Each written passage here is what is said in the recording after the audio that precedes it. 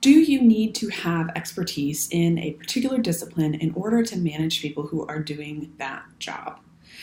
That is a question that I see come up in leadership groups from time to time. And my answer on that is no, you do not need to have direct experience working in a discipline, but there are caveats to that. So as you grow in management, you will often end up taking on leadership over disciplines that you haven't done directly. So within product management, it's pretty common for the leader of a product management organization to manage product managers, designers, could be user researchers, could be data analysts or data scientists. There's a lot of different roles that could fall under one leader. And it's unlikely that one person is going to have direct experience doing all of those jobs. So the way that I think you get through this as a leader is by recognizing where your strengths and weaknesses lie and what your team is going to need in order to continue to grow and develop.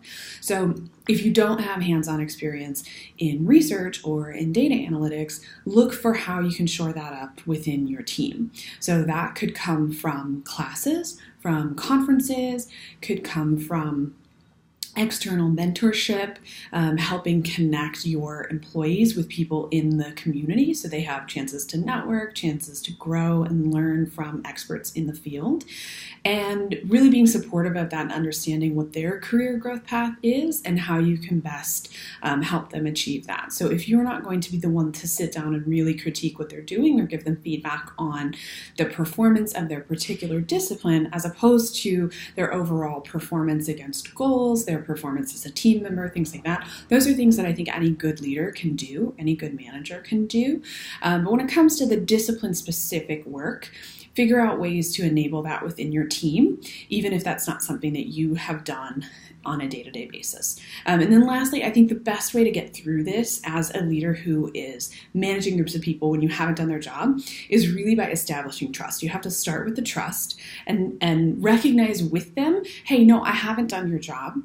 I'm not entirely sure what you're going through, but here's how I'm thinking of supporting you, and really working with them to craft that plan so that they feel like you're on their side, and that even if you're not going to be able to give detailed feedback on one particular aspect of what they're doing, that you will support them in getting that and making sure that they're able to become their best employee.